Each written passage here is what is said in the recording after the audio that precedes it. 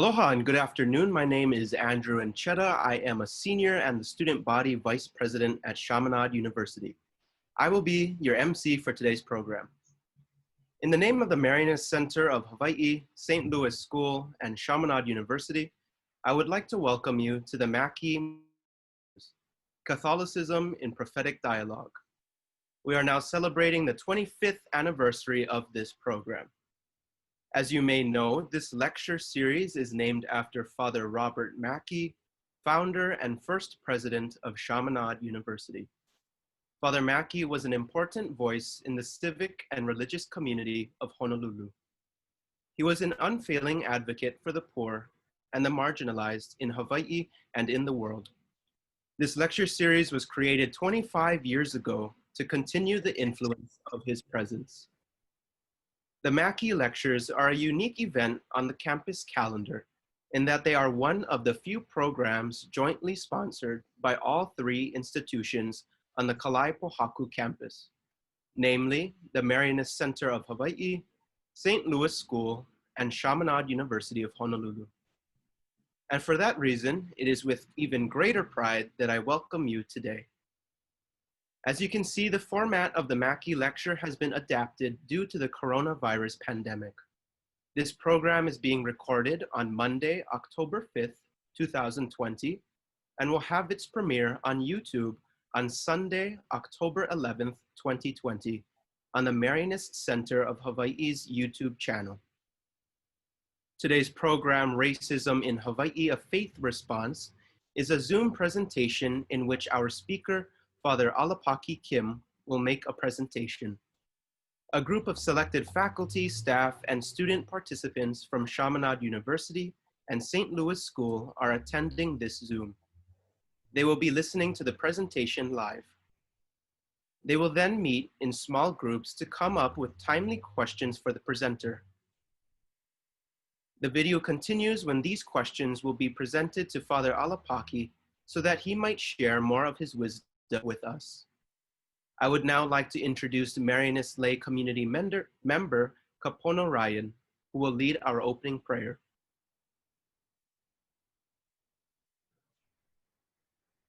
In the name of the Father, and the Son, and the Holy Spirit. Amen. Amen. Kia kua, creator of the universe, creator of all life, who has gifted us with each other and this earth to share as our home, please hear our prayer. We are facing a difficult time of reckoning. We wrestle with issues concerning the dignity of life. We are in conflict over deep racial, ethnic, social, and cultural divides, causing generational trauma year in and year out. Many are angry. Some are laissez-faire. Others are paralyzed by the complexities. All of us have our personal ignorances and arrogances. Forgive us. But we need discernment and understanding. We know your ways are not our ways. We know your thoughts are not our thoughts. So we humbly ask for your mercy and for discernment and understanding and wisdom. May this session awaken in us a new way, such a way that we can respond to each other with greater humility and greater love. And we ask this once again in the name of the Father and the Son and the Holy Spirit. Amen. Thank you, Kapono. I would now like to introduce Brother Dennis Schmitz, Director of Special Ministries for the Marianist Center of Hawaii, to introduce today's speaker. Thank you, Andrew. I first came to Hawaii back in the 60s as a young brother, and I was a student here. And it was a very interesting time, but it was not at all like what it was when I came back. And as I've come back to Hawaii 25 years later to minister, there's been the whole reawakening of Hawaiian culture and Hawaiian language and so forth. And so when I came back, I started, this is back in the mid-90s, And I started going over to the Big Island for Bilac. And when I went there, there was this priest who has a very imposing figure with big hair and a big loving personality, and most importantly, a big heart. And he was very much into the culture, and he was able to share with us, especially over the years, about Hawaii, about the people, about what has happened here. And he could share it in terms of personal experiences of his family, also from his own studies and from his own religious training. And so he brings that all together. And so it really is with great pleasure that we have him here with us today. And so I would like to welcome Father Alapaki Kim, who will begin his presentation now. Father Paki. Mahalo. Usually I would begin with my genealogy, but that'll take too long. So we'll just say I'm half Korean, half Hawaiian. My Korean side, my grandfather came on the first boat here to Hawaii in 1906. He went to Koloa on Kauai, where he worked in the pineapple fields. He worked there for the rest of his life, eventually moving to Ewa and Ewa Plantation. My grandmother was a mail order bride. My grandfather's family in Korea was not very honest. They showed a picture of him that was 25 years old. So when she got off the boat, everybody else found their partners, and there was just this one old man there. And she says when she realized that was him, she wanted to get on the boat and go back to Korea. Well, thank God she didn't, because they had 8 kids. One of them was my father. My mother's side is Native Hawaiian. My mother was born in Kaupo on Maui. Her family goes back generations in Kaupo and also on Hawaiʻi Island. So we've got ties to both islands. So that's what I'll say about them. If we can move to the introduction. You know, in the United States, it's not just people of color. Not just people of color who have suffered racism. Different groups did. The Irish did when they first came. The Italians did, the Jews did. Of course, we know the Chinese came to build the railroad. In California, Chinese children were not able to receive an education until an order of priests and nuns violated the law in San Francisco. The law had to change, or they had to arrest the priests and nuns. And so they changed the law, and that's what allowed Chinese children to receive an education.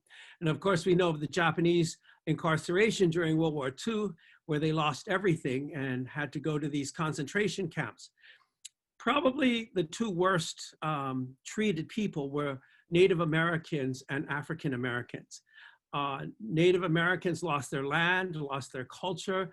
Acts of genocide were done against them. Even up till recently, we had the protest at the Dakota Access Pipeline, where 15,000 people were demonstrating, many of them Native Americans. And they were met with tear gas and rubber bullets. In the winter, when it was 25 below zero, they were sprayed with water by North Dakota authorities. Eventually, the pipeline was built. And unfortunately, since the pipeline was built, it has leaked 203 times, spilling 3,406 barrels of crude oil. That's 143,100 US gallons of crude, which polluted the land and drinking water. People hired to work on this were not from the Sioux reservations. They were other people.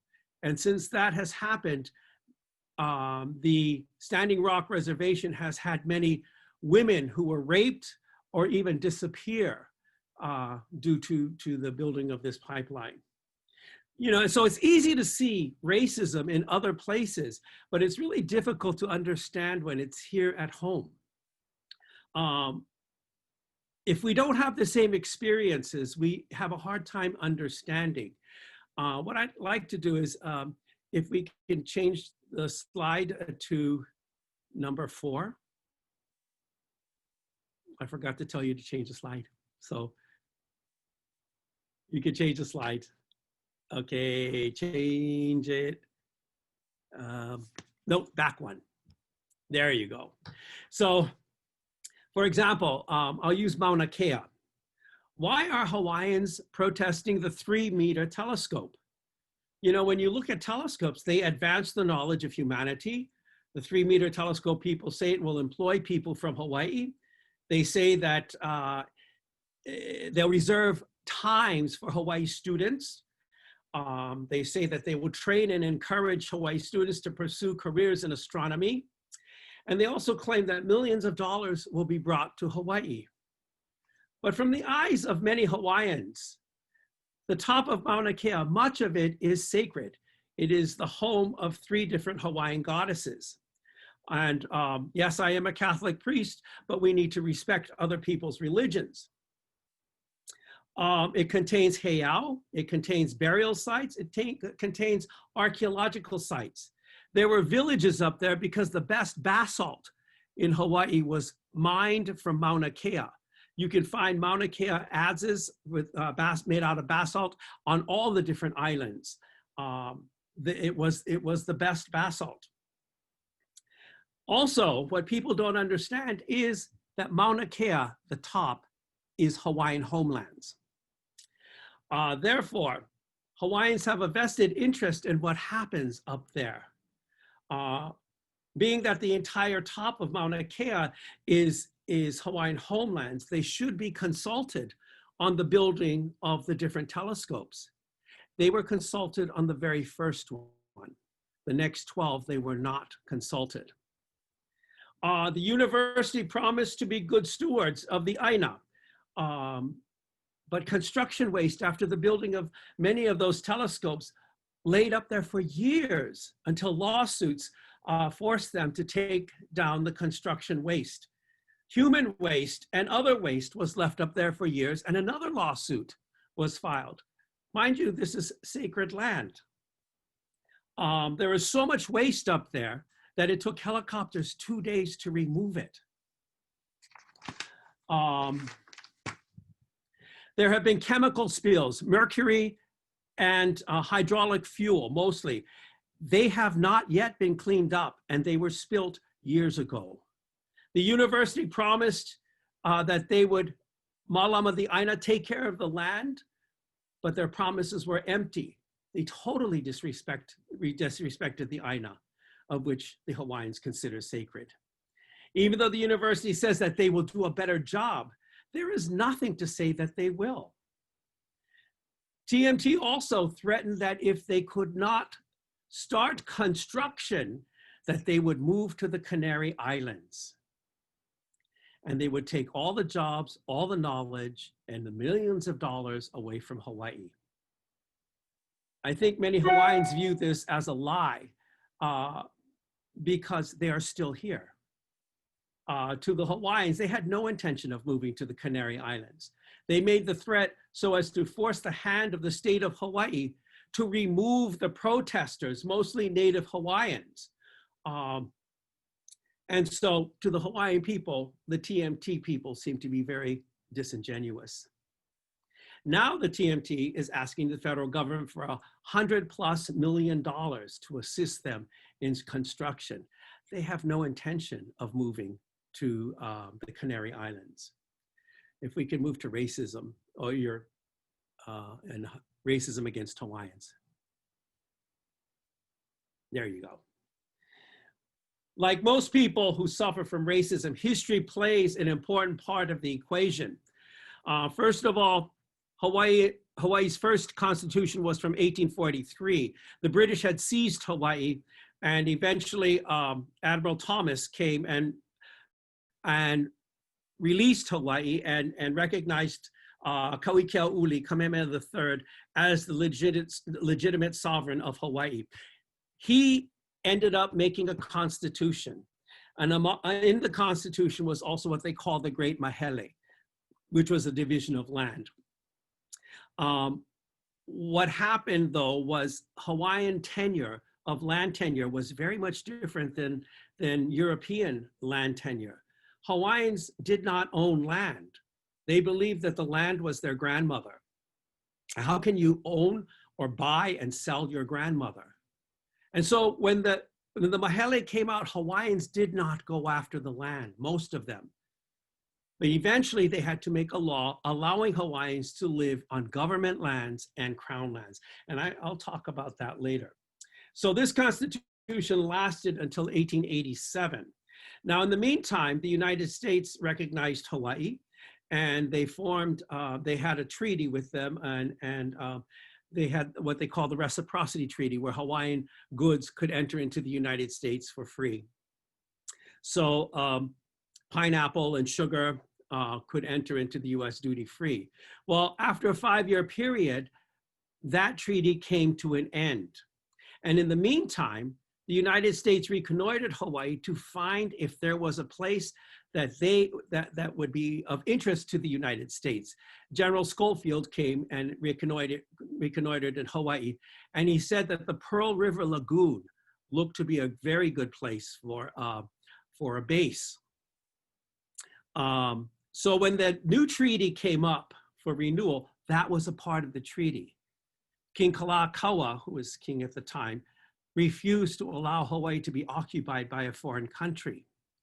And this caused the first coup d'etat, which eventually forced the king at gunpoint to sign what they call the Bayonet Constitution. That was on the 6th of July in 1887. What had happened was a group of American European landowners organized a paramilitary group called the Hawaiian Rifles, and they ostensibly to protect the kingdom. But what happened was when there was a threat that the treaty wasn't going to go through, they invaded the palace and held the king at gunpoint till he signed. Princess Liliuokalani, the younger sister of Kalakaua, believed that if her brother did not sign this treaty, he would have been killed. So when he signed the Bayonet Constitution, what it did was it took the power away from the king, and it took the power away from the Hawaiian people. Because what they did was it granted suffrage to foreigners by restricting the vote to only those who owned land and had a certain amount of money in the bank. Most Hawaiians did not own land, and most of the Hawaiians did not have a bank account. Citizenship was not a prerequisite to vote. It also made the House of Nobles, which was the second house, the upper house of the Hawaiian legislature, a voting, something that was voted for. Prior to that, the king appointed people, nobles, ali'i, to be a part of the House of Nobles. But from that point on, it was an elected position. So the foreigners controlled both houses of the Hawaiian Parliament. And then part of the Constitution also said that there would be a cabinet formed. The cabinet would have 3 people from the King's Privy Council, and the rest would be the ministers of the country. And these ministers were also appointed by the House of Nobles. The king could not declare anything on his own. He had to have the approval of the cabinet. And the cabinet could tell the king to sign anything into law. So not only are the people of Hawaii disenfranchised, the king is also disenfranchised. The Hawaiians always hated this constitution. And so later on, Kalakaua, he dies in 1891 and is succeeded by his sister Liliuokalani. Now Liliuokalani was a very powerful woman. She was strong. She didn't take guff off of anybody, and the plantation owners hated her. So in Hawaii, the monarchs are a little different. The modern monarchs of Hawaii were very much different than European monarchs in that the common people had access to them. So one day, a group of people from Hawaii petitioned the Queen to make a new constitution. So she went to her cabinet to ask, and her cabinet agreed. And so she came up to the balcony of the palace and announced that they would have a new constitution.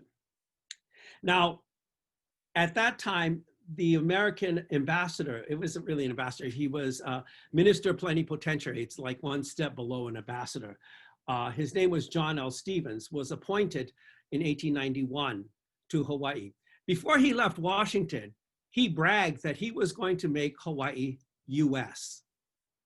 He was an expansionist, along with the Secretary of State, who was David Blaine, and President Harrison at the time. So when the Queen went up to the balcony, he pulled aside all the ministers and threatened them. And so they changed their decision, which forced the Queen to go up to the balcony again to announce to the people that there would be no constitution. But that sent everything into motion. John L. Stevens had Marines landed from the USS Boston. There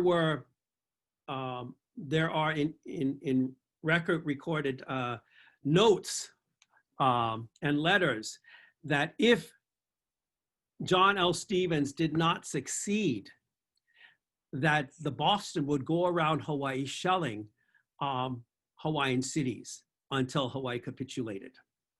But because the Queen fell, they didn't have to do this. So they landed these Marines in, and they said ostensibly to protect American lives. The Americans lived in Nu'uanu. They did not march to Nu'uanu. They marched to the government building, the Ali'olani Hale, and they seized that building. And then they pointed their Gatling guns across the street to the palace. The Queen, upon seeing this, surrendered, but she did not surrender to the Committee of Safety, which were kind of like to say that it was these people that caused the revolution. But she surrendered to the United States under protest. Now, international law says that when there's a surrender under protest, nothing can change in the country except the occupation. After she surrendered, by this time, when she surrendered, it was late in Harrison's presidency, and he submitted the Treaty of Annexation to Congress, but they didn't have time to vote. When Grover Cleveland became president, he withdrew the treaty, and he sent, I'm running into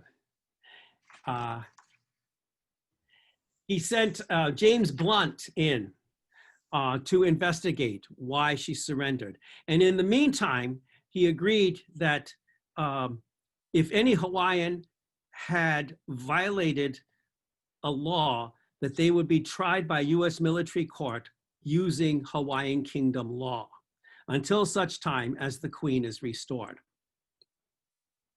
So in the investigation by James Blunt, he never interviewed anyone from the Committee of Safety or John L. Stevens, the American minister. But what he did do is he included hundreds and hundreds of pages of their correspondence with each other, with the United States, so he felt he didn't have to interview them because everything was there. What they had written back and forth between the Committee of Safety and Blunt, and what Blunt wrote President to James Blaine, the Secretary of State, and different people in the United States.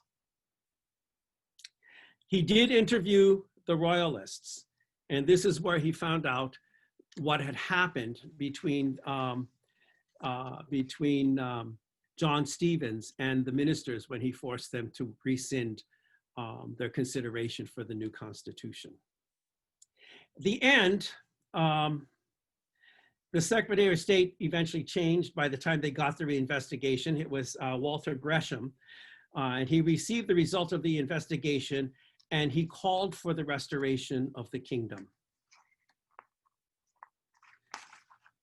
Cleveland addressed Congress and orders the restoration of the Queen. He called it that the United States, through an act of war, overthrew a friendly, albeit feeble, nation. And he ordered Sanford Ballard Dole, who is the head of the Committee of Safety, to restore the Queen back into power. Sanford Ballard Dole's response was, the US is interfering in the internal affairs of Hawaii, and refused to restore the Queen.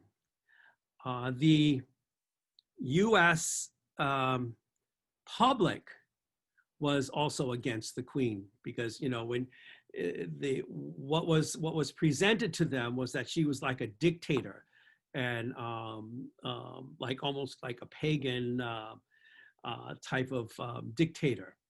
And so, and the ones who overthrew her were Americans, so they wouldn't go against it. So so Cleveland had his hands tied behind his back.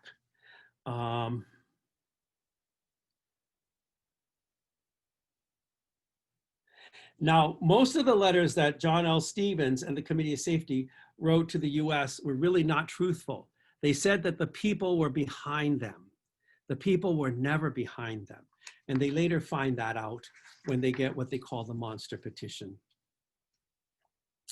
On the 26th of February, 1894, Senator John Tyler Morgan does another investigation. Kai Kendall says it wasn't really an investigation. He says it was an apologetic. But Senator Morgan was a Democrat. Democrats were not expansionists, but Senator Morgan was. He was from Alabama, and he is famous for his Jim Crow stance. And what he saw in Hawaii was a place where he could send African Americans from Alabama to Hawaii for a different homeland, to take them out of Alabama. So he picked the people who were going to be on this committee, and it was people who were sympathetic with him. Now, the only vote that they had that was positive was a 9-0 vote exonerating the USS Boston and the Marine landings. All the rest of them came down to the 4 Republicans and the 4 Democrats voting against each other, with Senator Morgan doing the extra vote. In this investigation, Senator Morgan used the term Kanaka to refer to Hawaiians. And at that time, just the word Kanaka in itself was considered derogatory. It was derived from the Hawaiian Kanaka Uiwi or the Kanaka Maoli for persons of Hawaiian descent. Many Hawaiians considered this white appropriation of the term to be a racial slur. The use of the word Kanaka in the report allowed Morgan to redefine the term Hawaiian to refer only to the geographical rather than the historical inhabitants, thus creating a literary deceit that disassociated Hawaiians from Hawaii, another form of disenfranchisement. It wasn't until this past year that Senator Brian Schatz had this changed in Congress. So now Hawaiians refer to the native people of Hawaii, and everyone else is a Hawaiian resident. With the passage of the Morgan Report, the total disenfranchisement of the Hawaiian people and subjects of the kingdom was completed. Cleveland had his hands tied behind his back, and so he could do nothing but accept the Morgan Report. The Republic of Hawaii was established on July 4th, 1894. They specifically waited for July 4th because it's the American Independence Day. When they were planning on the Republic, they had a constitutional convention But in the Constitutional Convention, no Asians were allowed to participate, even though many of them were Hawaiian subjects. No Portuguese were allowed to participate, even though the Portuguese supported, many of the Portuguese supported the Committee of Safety. And Hawaiians could participate, but they had to publicly renounce their support of Queen Liliuokalani. Not one Hawaiian voted. Out of a population of over 100,000 people, less than 2,000 were allowed to elect people for this Constitutional Convention. The Constitution for the Republic of Hawaii makes teaching, eventually was ratified and made teaching in the Hawaiian language and teaching of the Hawaiian language to be illegal. At that time, Hawaii was the most literate nation on the earth. Well over 90% of the population read and wrote their own language. At the same time, less than 60% of Americans were literate. But they were afraid that Hawaiians would pass anti-American propaganda through word of mouth. So they banned the teaching of the language and the teaching in the language. They never banned the language speaking, though. You could still speak the language. Ultimately, after a few generations, Hawaiians were reduced from being the most literate people on the face of the earth to the lowest educated in Hawaii. The Republic also seized all government lands. Hawaiians were allowed to live on government lands from the 1843 Constitution. Ancestors lived prior to the coming of Captain Cook, and they were allowed to live there in perpetuity. The Republic of Hawaii, after seizing government lands, began to evict Hawaiians from their traditional lands. The annexation. In the United States, the Constitution, an annexation is an international treaty. Treaties are signed by two heads of state, and treaties need to be ratified after the signing by 2/3 of the Senate. The Hawaii Annexation Treaty failed to be ratified by the Senate 3 times, once in 1894, and twice in 1897. The 1897 failure was due to 2 monster petitions that were signed by 95% of the people of Hawaii that Congress had. And so they refused to sign the treaty. Now, according to the United States Constitution, resolutions are binding only domestically and does not constitute international law. Congress does not have the power to make international treaties. Therefore, Congress does not have the power to annex foreign lands. Hawaii was annexed by the Newlands Resolution. So in that, the United States violated its own constitution. There was no plebiscite in Hawaii because they already had the monster petitions, and they knew that 95% of the people of Hawaii did not want annexation. And even between 1894 and 1896, 2 US senators came to Hawaii believing that the people supported annexation. And when they came home, both of them remarked that the Republic of Hawaii was a government without a people. What John L. Stevens and the Committee of Safety said in their communiques to the US about the popular rebellion was false.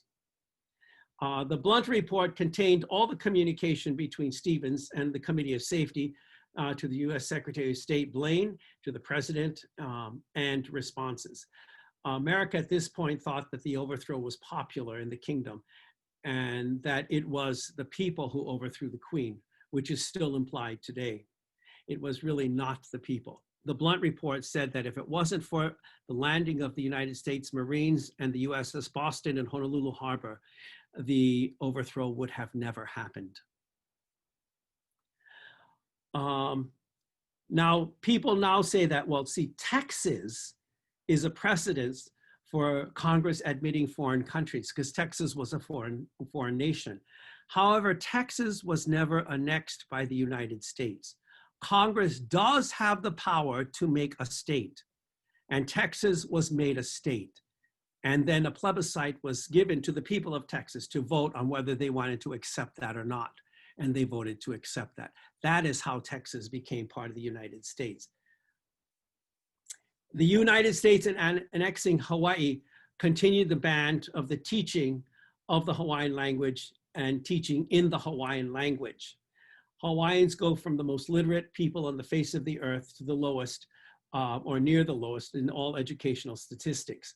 Hawaiian people go from 100% speakers of their own language in 1898 to 1,700 in 1978, when the language was finally lifted. My mother, when she went to school, my mother went to school in the 1920s.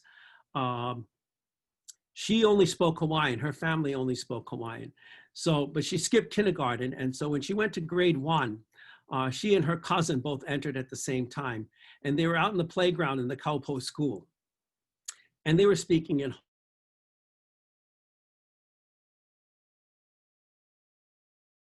flagpole, did whatever they were supposed to do in front of the flagpole.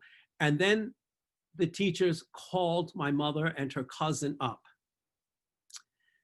And they started to call them ignorant and stupid in front of all the kids. Hawaiians at that time were not rugged individualists. They did not like to be singled out for either praise or to be chastised. And so when they did this, my mother was horrified. And then they began to beat the 2 girls in front of the whole school. That so affected my mother that decades later, when my nephew Kapele was in Punanaleo, he would talk to my mother in Hawaiian and she would answer back in English. She wouldn't speak to him in Hawaiian. The only time I ever heard my mother speak to us in Hawaiian was when we were in public and she didn't want other people to know, or if she was angry and we were alone. That was the only time I ever heard my mother speak Hawaiian. She was so traumatized by that experience. The US continues the seizure of the Crown lands, which were the private property of Liliuokalani. They seized the government lands, but they also seized the Crown lands. Now, the Crown lands of Liliuokalani were bought by Kalakaua and Liliuokalani. They weren't just given that land for anything. It was their private land. And on these lands, Hawaiians lived. Now, the only Crown lands that were just actually proclaimed Crown lands were what is now known as the Bishop Estate, the Kamehameha from the Kamehameha dynasty. But these were not seized, as the Kamehameha dynasty was not the ruling dynasty at the time of annexation.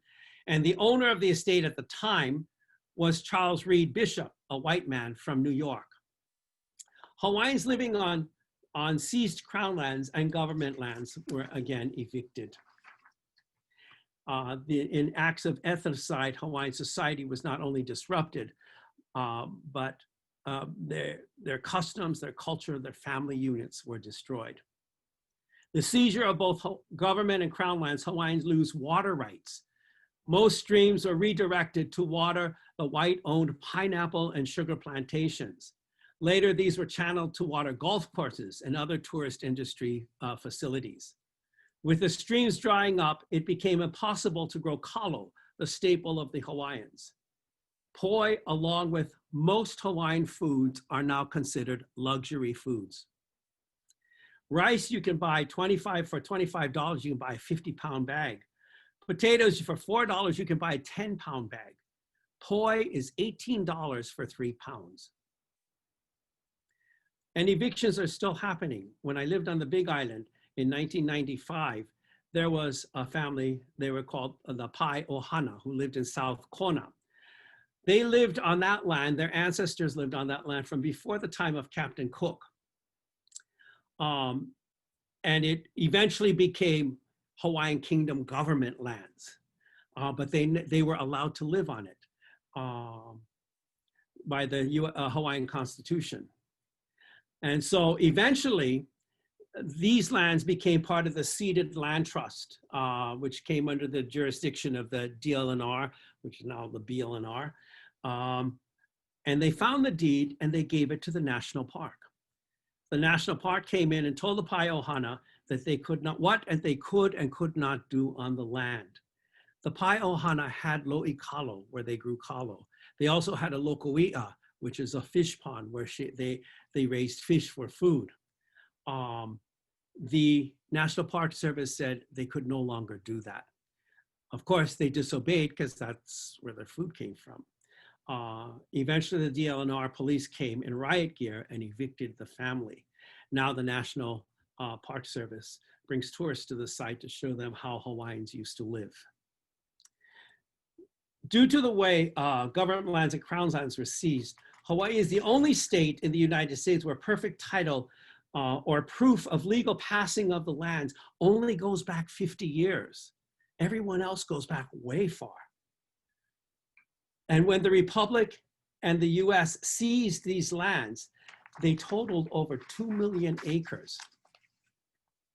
And there was no legal transfer of these titles. Therefore, perfect title cannot go as far back. Hawaiians lost their country. Hawaiians lost their land. Hawaiians lost their language. Hawaiians lost much of their culture, their identity, their family structure. Hawaiians lost their education system, a system that the Kingdom of Hawaii had was the most literate country in the world. The Hawaiians lost the ability to produce their own food.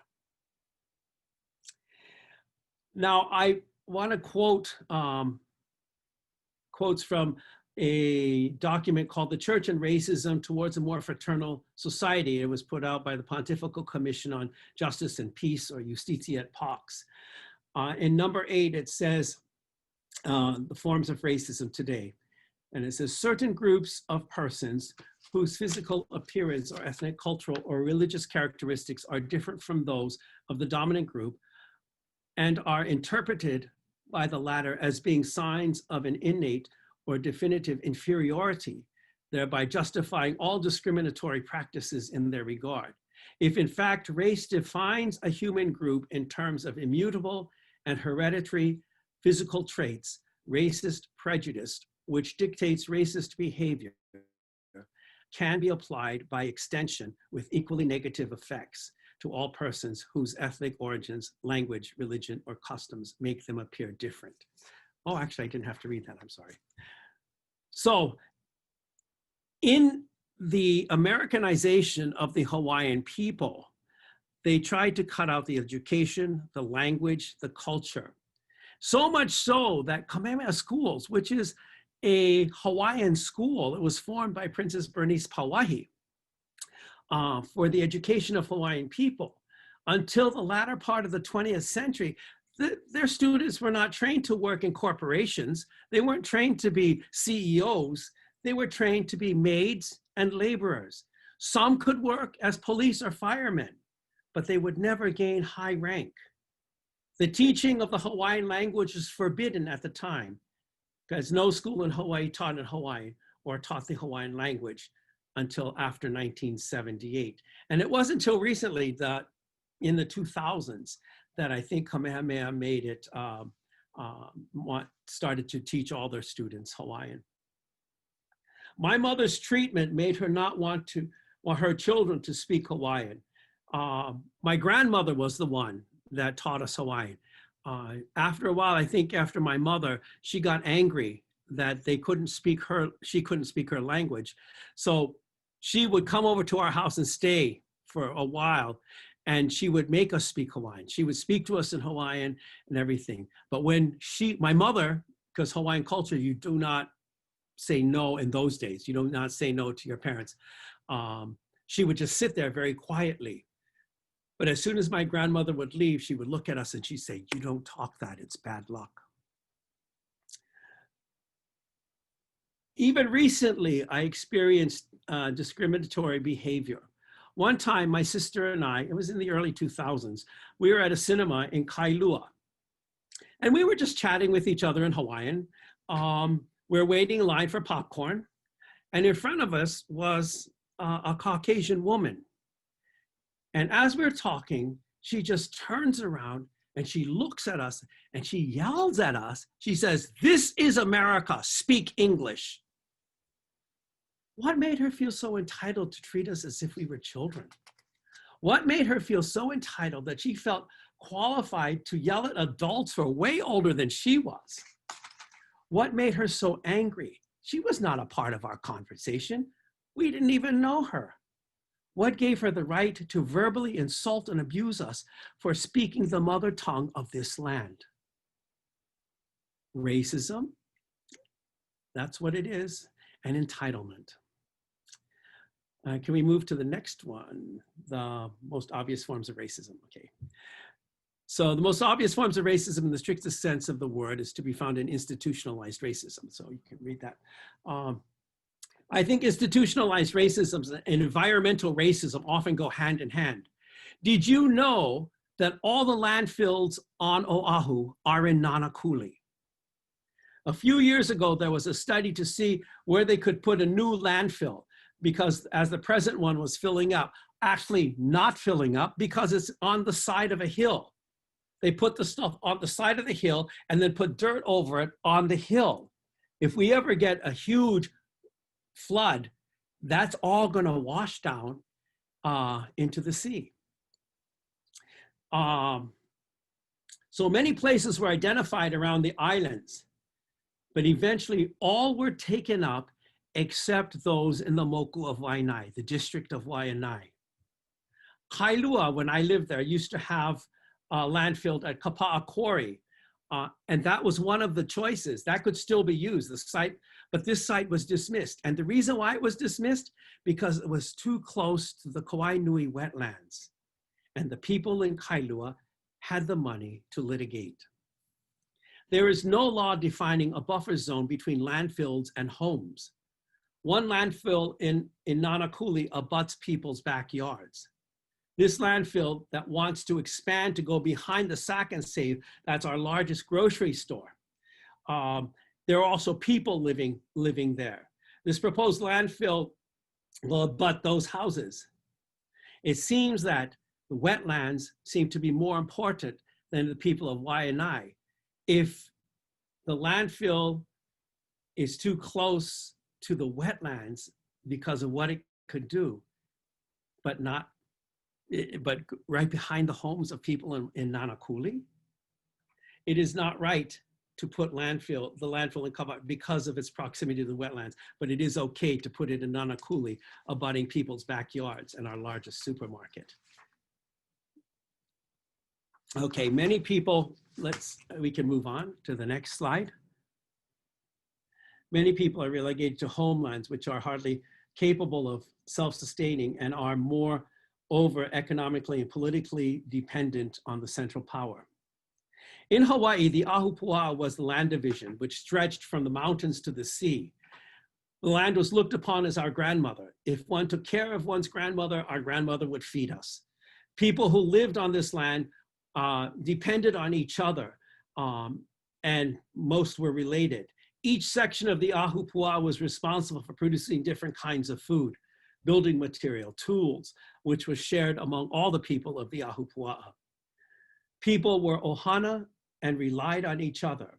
There was no such thing as rugged individualists in Hawaiian society. People lived and worked as a community. Community was important. It's so important that everyone smoothly cooperated, that ho'oponopono was developed to end division and to foster cooperation. Cooperation is how people survived. They knew what their kuleana, their responsibility was. People who were born on the land, they called the land the onehanau, the sands of their birth. Their ancestors' bones rested in the lands, and therefore for them, their ancestors were very much alive, helping them, guiding them, protecting them. People were related to just about everyone else who lived on the Ahupua'a, and also to the land itself. There was a tie to the ancestors on the land as their bones were there. With the seizure of the government and crown lands, many were evicted. This was the breakup of the entire Hawaiian system. Families were forced to leave the land of their ancestors, the lands that gave them life, thereby separating ohana. In 1921, Prince Jonakuhio Kalani Anaole was our non-voting representative in the US Congress. And he went to get Hawaiian homelands established because he saw that Hawaiians were losing their culture. And he wanted land set aside so that the Hawaiians could continue to live in their culture and their lifestyle and be protected. Unfortunately, Hawaiian homelands did not develop like Prince Kuhio envisioned. 300,000 acres were set aside, and immediately the large pineapple and sugar barons took 100,000 acres of the best, most fertile lands for themselves. That which was left over was dry, rocky land that was very difficult to farm. Just look on Oahu, Waimanalo. It's dry and it's rocky. Papakolea was hilly and rocky, and it was considered worthless, fit for Hawaiians to live on, but no one else. However, when the city of Honolulu grew with its proximity to Papakolea, Papakolea became valuable, and there was an attempt to move Hawaiians out, but that failed. Nanakuli is an extremely dry area of Oahu. It always has had a lack of water. Hence, it was always poor, even before Western contact, but that's where they have a large Hawaiian homelands. I don't know if you know the story of how Nanakuli got its name. In ancient Hawaii, hospitality was not only a sign of civilized behavior, hospitality was the law. When the Malihini came by, you were supposed to stop everything and offer them something to eat, give them hospitality. If it was coming close to evening, they got the best places in the house to sleep. So when the Malihini would come around to Nanakuli, the people were so poor, they had nothing to offer. So the Malihini would say, hui, aloha.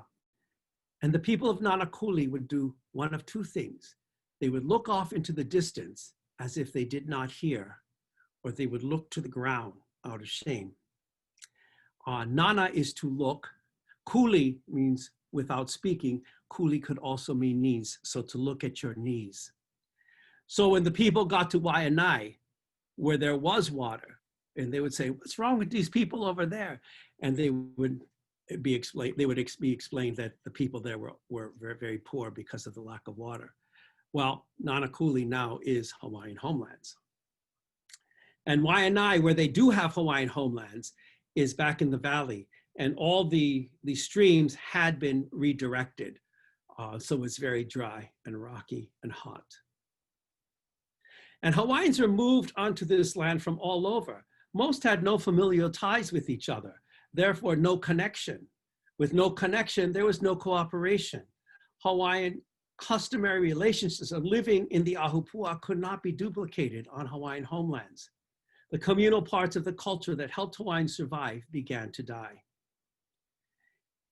The US defined Hawaiians as being 50% blood quantum in an artificial definition of who is Hawaiian and who could live on the land. This further was a further act of ethnocide, separating Hawaiian people. Hawaiians looked at anyone with Hawaiian blood as Hawaiian, and Hanai children who did not have blood were considered Hawaiian too. But now you have 50% and less than 50%. If you were 49% or less, you were considered part Hawaiian and you were not qualified for the land. The blood quantum further caused division in the Hawaiian people, not to mention division in families between the 50% blood quantum and the less than 50% blood quantum. The US firmly believed that since the Hawaiian population had been decimated, it would not be long before no one qualified for the land and the US could reabsorb the land. This obviously has not happened. Changing rules and changes in Hawaiian homelands. When Prince Kuhio established Hawaiian homelands, he established them so that Hawaiians could try to continue to live in their culture in the way they always lived. But it's changed so much that places like in Kapolei, there are restrictions on Hawaiian homelands. And in some places, houses were limited to only 6 people per household. There's this one time I went to court to watch a court procedure because a man's wife had died. They had 4 children. He eventually gets into a relationship with a girlfriend, and she gets pregnant and has a baby. So now there are 7 people in a house that Hawaiian Homeland says only 6 people can live in. The family is placed in a situation where there are 7 people in the house, and Hawaiian Homelands tries to evict the woman. She just has a newborn baby. They force the neighbors of this family to allow surveillance. They put cameras on all homes around so that they could get evidence of eviction. Eventually, they were evicted, but the family takes Hawaiian Homelands to court, and Judge Mulway ruled in favor of the family. Originally, to live in the Hawaiian lifestyle, Hawaiians had pigs, they had chickens. They're part and parcel of the family's food. They had lo'ikalo, they had lokoi'a. In Kapolei, livestock is now forbidden. Hawaiian Homeland neighborhoods are now like suburban Los Angeles. Hawaiian Homelands has become a place for cheap housing rather than the protection of cultural identity and a way of life.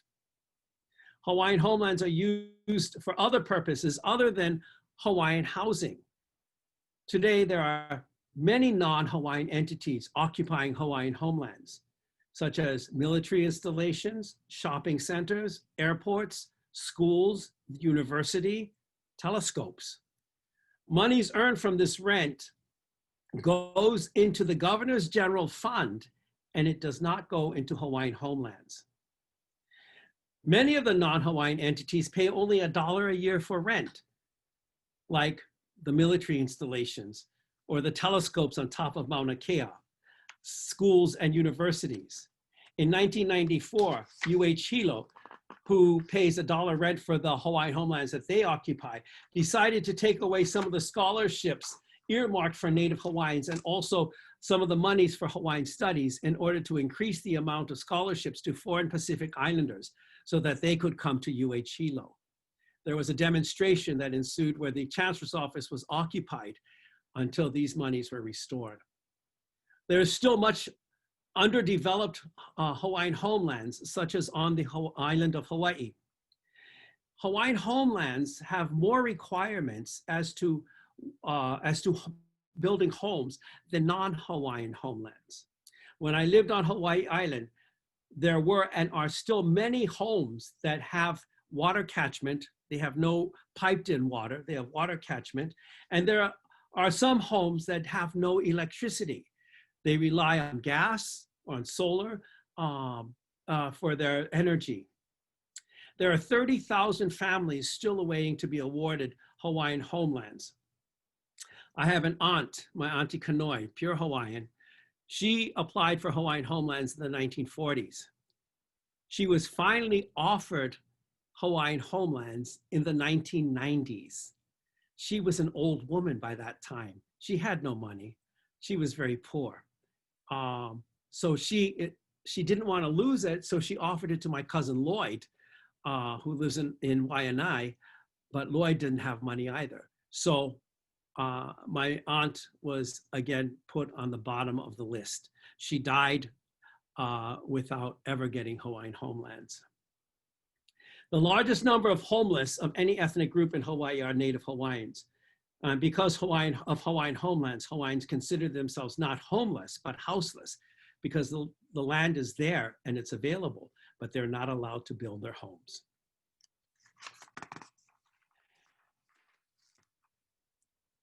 The United States military, a lot of their land is on Hawaiian homelands or DLNR lands. During World War II, they seized Kaho'olawe, Waikane, and Makua valleys, and said that after the war, these lands would be returned. Kaho'olawe was returned only after Hawaiians occupied the island I believe it was the 1970s.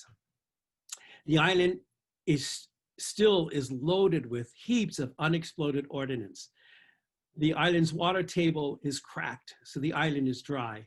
The island's topsoil has been blown away by years of bombing. The Navy was supposed to clean up the mess, but they never did completely clean it up. And it's as it is today. Waikani, there were so many unexploded ordnance that the military now will not use it anymore for training as it deems it too dangerous. Makua is still occupied. There used to be a village there with houses, churches, cemetery. They have all been destroyed because of target practice. Pohakuloa, the lease runs out in 2029. The state was supposed to inspect for environmental reasons, but they never did. The federal government is now investigating the state on their lack of enforcement of environmental laws in Pohakuloa. And also, the military is now looking into a law allowing them to seize that land in 2029. We can turn to the next one.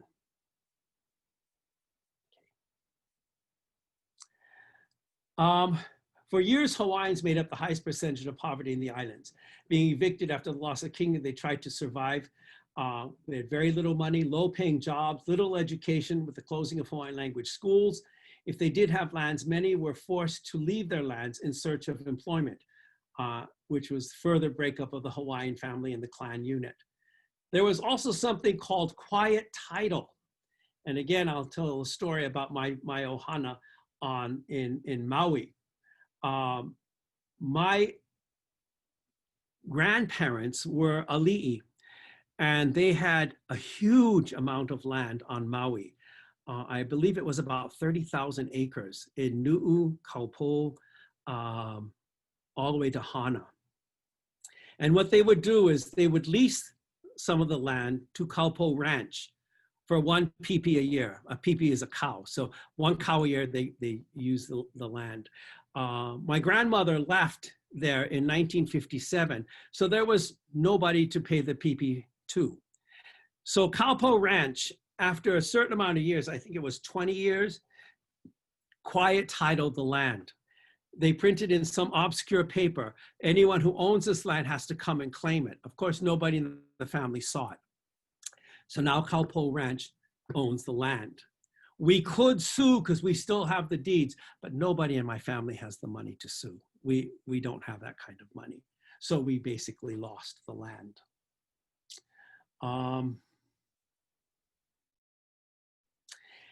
So today, when we look at Hawaiians, we still have very little knowledge of the Hawaiian language. Less than 30,000 speak Hawaiian. And if by the century's end, we do not have a minimum of 100,000 speakers, the language is probably doomed to extinction. Many Hawaiians have less than an adequate knowledge of standard English also. In education, Hawaiians went from having education being a top priority to, in many families today, no priority. The effect of the attempt to abolish the language, the effect of the closure of Hawaiian language schools was devastating. Now, I would like to talk about lack of employment. This happened in the 1990s. I have a friend, I'm not going to say her name, but she is blonde-haired, no, light brown hair, blue eyes, she's got freckles, very, very white skin. She graduated from a school in Hilo, but she's part Hawaiian. She went to Harvard University, where she got a degree in oceanography. And she applied for jobs in Kona. So she got hired, she went and she shared an office with their personnel director. And one day while she's working, she's watching the personnel director and the letters came in and he would take letters and put it aside and other letters he'd open and read them. And so she looked at it, she says, how come you're not opening those? His response was, those are applications from Hawaii. We don't hire people from Hawaii. That's not just Hawaiians, that's everyone. And in the 1990s, that was a time when people had a hard time finding jobs.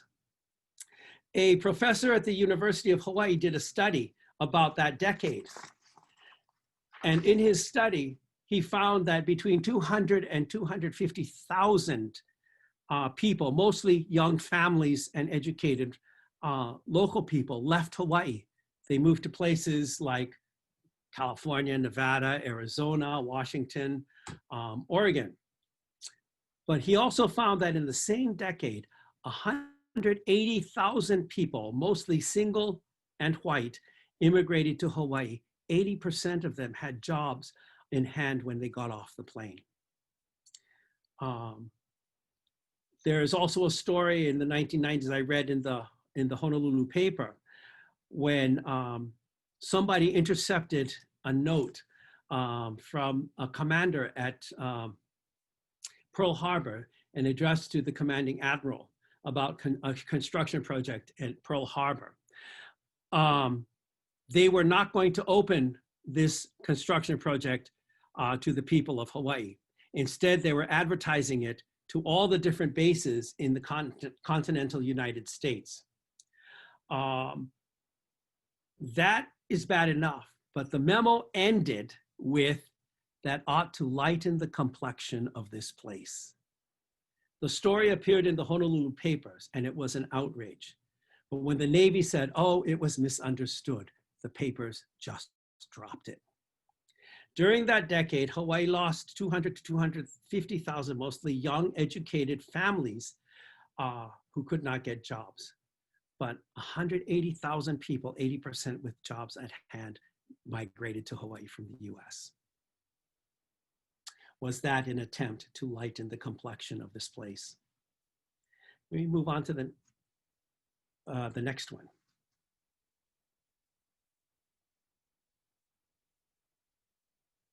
Oh, we are there, okay.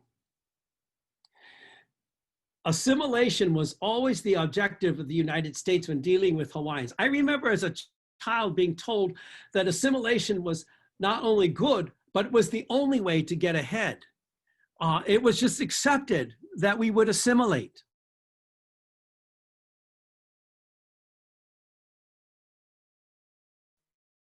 Like your standard American. So we would never be real Americans. Hawaiians have to constantly fight to preserve sacred lands. Hawaiians have to constantly fight to preserve the iwi, the bones that are found in the lands being developed.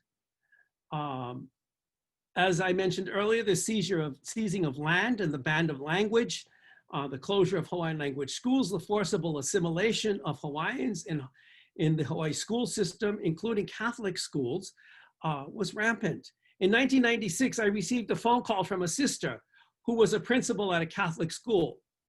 And she had 2 new Hawaiian students who came from a Hawaiian language school and started in the Catholic school. When they said the Pledge of Allegiance and they sang an American patriotic song, the 2 students refused to stand. The principal wanted to at least suspend them, at most expel them. My response to her was that she could not force them to stand. It is their right. She could expel them, but expect a lawsuit. She left them alone. In the Admissions Act, when we became a state, 20% of all monies generated by the Ceded Land Trust was to go to Native Hawaiians. This has not happened. After the Constitutional Convention of 1978, monies were given to OHA, but today, for years, not much more has been given. And yet Hawaiians are nearly at the bottom of every financial statistic in Hawaii. We can move on now.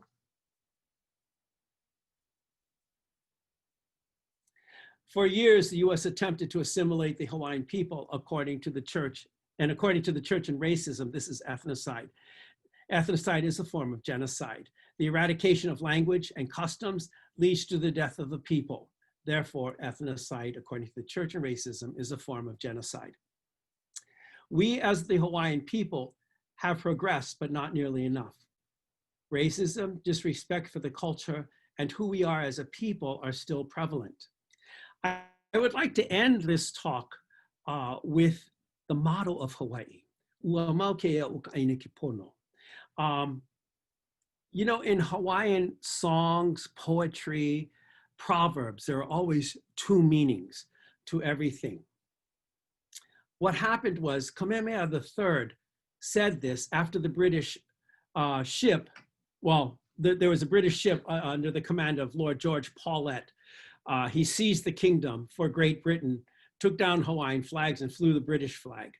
5 months later, Admiral Richard Thomas took down the British flag and rescinds the cession and negotiates a favorable treaty between Britain and Kauikeaʻuli.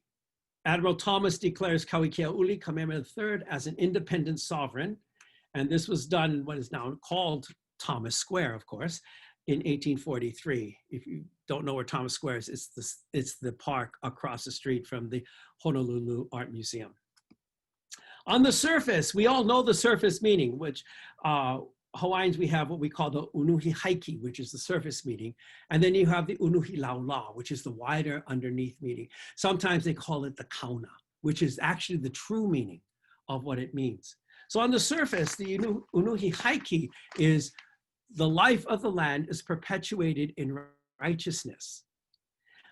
But the unuhi laula, what Kamehameha III really meant, was that if everything is pono, is just, is right for the with the Hawaiian people, Hawaii will live. Conversely, if everything is not well with the Hawaiian people, if they die, Hawaii too will die. I thank you very much for your attention. Mahalo.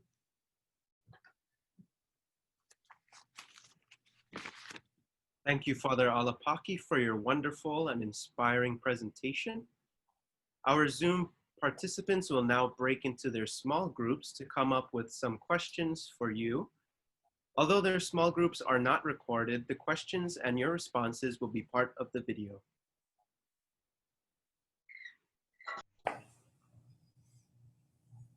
I would like to welcome back our Zoom participants. And now I would like to ask the leader of Group 1 to share with us the first question that you would like to ask Father Alapaki. Good afternoon, Father Alapaki. Our group came up with this question: how can we as Christians be allies to best support the Hawaiian people in order to address racism and to reconcile wrongs done so that we can live together in shared lands? I think what we need to do is we need to educate ourselves on what happened to the Hawaiian people, what's going on with the Hawaiian people. Because if we don't know, we cannot empathize. If we don't know, then we think, well, why? Why are they doing this? And so I think, first of all, we need to educate ourselves. And then we need to find where we could fit in, because everybody's different. Some people would want to do research. Some people would want to protest. Well, not too many protests going on anymore. And other things, you know, so it depends on where the person is and what they want to do. Thank you. Thank you. Would the leader of Group 2 like to ask Father Alapaki a question? Sure. Aloha mai, Father Alapaki, o Christopher Ko'uinoa. Our question is, what is the faith response given what you shared with us today? What can be our faith response? As Christians, we are called to stand for equal rights in racial issues, in religious issues. We look at our Holy Father and the encyclicals he's made in terms of coming together. The newest one I haven't read it. It's in my printer right now at home, Fratelli Tutti. But apparently, from what I understand, it's more about the acceptance of immigrants, of the poor, being more attuned to the poor, because we are Christians. Jesus tells us that the greatest commandments are to love God and to love one another. And the reason why he says this is, and he also says earlier in a different gospel, that if you say you love God and you hate your neighbor, you're a liar. And why that is because God chose to become human. Therefore, God is God, but God is fully human. And therefore, we must love our brothers and sisters. That's a prerequisite. If we don't love them, we cannot love God. I don't know if that answers your question or not. Yeah. Thank you, Father. Thank you. Would the leader of group 3 like to ask Father a question? So thank you again, Father, for your presentation. Our group was wondering if you'd have any insights, maybe in terms of our history of two institutions, the history of St. Louis School, the history of Chaminade University, how that could be reflected on in terms of the history of the Hawaiian people. And then what would that point us to for either a future of how education could be done, or towards a different approach to helping people understand the history of the Hawaiian people? Well, I think St. Louis and Chaminade have a great opportunity to teach because your educational systems. But the history of St. Louis, I mean, it goes all the way back to the 1800s. I mean, the predecessor to St. Louis had a saint that went to them. St. Damien was was there. And I was just talking to Brother Dennis while you guys were talking.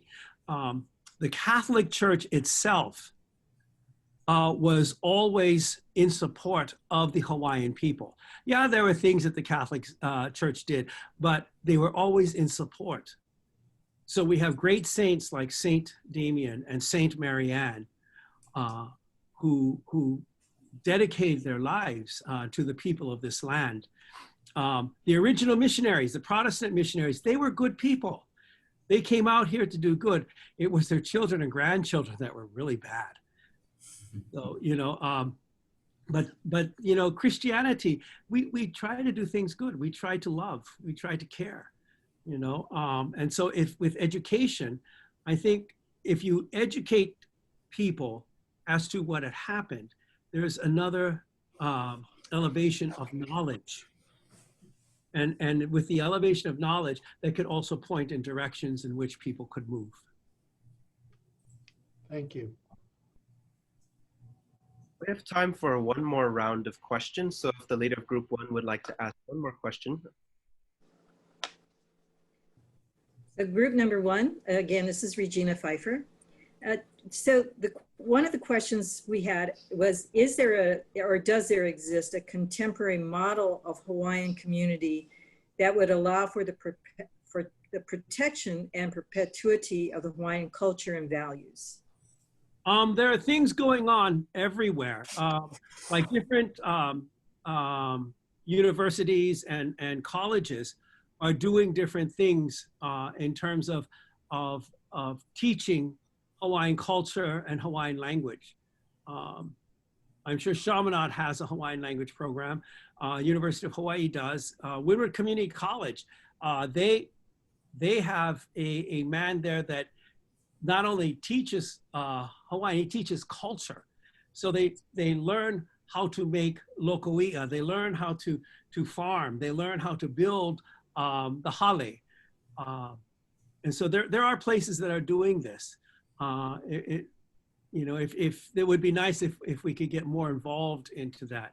But we also have to understand that as a culture, knowing all this is wonderful, but we cannot become stagnant in the past because we don't live in the past. So. Mahalo, that was a good point because of the contemporary nature of who we are. Thank you. You're welcome. Leader of group 2 would like to ask another question. Thank you, Andrew. Father, what came up in our discussion is talking about Native Hawaiian, non-Native Hawaiian, different races. how do you think we could approach a discussion of racism and being sensitive to it without being so divisive as it comes up about being Native Hawaiian, non-Native Hawaiian, as a response to our faith? I think again, it's just an elevation of consciousness level so that people understand where it's coming. That's why when I began the talk, I talked about the 3-meter telescope, and I talked about all the positive things that the 3-meter telescope would do for Hawaii. But I also started talking about why Hawaiians were acting in the way they were. You know, I believe that's kind of non-threatening, but I think that's kind of the way that we need to go. We need to understand where the Hawaiian people are coming from, and we need to understand the history that has put Hawaiians into the position they are in today. Thank you. Group 3, would you like to ask another question? Yes, so in our conversation, we were wondering if you could help us understand or give us some examples of how you integrate your Hawaiian culture and your Catholic faith for yourself, and particularly as a priest in the Catholic Church. Okay, well, in my parish, we are a very small parish, but we are the largest Native Hawaiian parish in Hawaii, St. Rita Church in Nanakuli. And we have done a lot of enculturation. We've worked, our religious education director is Hawaiian, and she speaks Hawaiian. She also works at the University of Hawaii. We are looking at translating religious education books into the Hawaiian language so we can start offering religious education in the Hawaiian language for those students who go to the Kulakaiaupuni or other Hawaiian language schools. In our parish, I have found different things about our culture that I think that could be integrated into the Mass, enculturated into the Mass. We have completed translating all 4 Eucharistic prayers from the New Roman Missal into Hawaiian. We're working on the collect, the prayer after communion, and the prayer, the presentation of the gifts. We're working on translating those now. We do have, on the first Sunday of the month, all our Masses are bilingual, English and Hawaiian. And it's not just a language thing, it's a cultural thing. I remember when, during Bishop DiLorenzo's time, when Rome came out and said we couldn't dance the hula. That was right when I was transferred to Nanakuli. And when I got there, I said, we were planning the liturgy, my first liturgy, and I said, oh, this would be a great place for the hula. And one of the ladies says, oh, Rome has forbidden it. And my response was, oh no, they mean people that don't know what they're doing. We know what they're doing, what we're doing. And if we're wrong, then Rome can send the hula police come arrest us. And soon later, after, I got a call from somebody from the New York Times because they found out that we were still doing the hula. And after that article was printed, it was within like 2 months that the hula ban was rescinded. Now, the other thing too was Sister Evelyn Wood was the liturgy director for the diocese. And I would keep calling it hula. And she said, oh, you can't call it, Rome says you can't call it that. And my response was, well, you tell me what I should call it. She says, well, how do you say, what is the word they use in English? Sacred gesture and movement. Gesture, yes, she says, how do you say sacred gesture in Hawaiian? I go, hula. That's our word for sacred gesture. And so from then on, I used hula, you know. I think I'm going off your question. But we also like tea leaves. Tea leaves in Hawaiian culture are kind of important. Hawaiians usually plant them on the corners of their property to keep out evil spirits. I remember when I was a child, my mother would, if I had a fever, my mother would take a tea leaf and put it on my forehead because they believed it would draw out the fever. And also, when you brought food or lei to someone, you would put it in tea leaves because tea leaves seem to keep them fresh longer. So we've taken all that into our liturgy. And so what we use it now for, the tea leaf, is when people are going to take communion to the homebound. They all come up to the altar. Well, when we don't have the lockdown, they come up to the altar. I wrap it in tea leaves because, first of all, tea leaves are symbolically heal. Tea leaves preserve. Tea leaves was used to carry food. Tea leaves ward off evil spirits. So we wrap them up and they take those out to those who are homebound. And when they're done, they don't throw the leaf in the garbage. They put it back in the garden to go back to the land. So that's how we're bringing in Hawaiian culture. Also in Hawaiian culture, ancestors are important.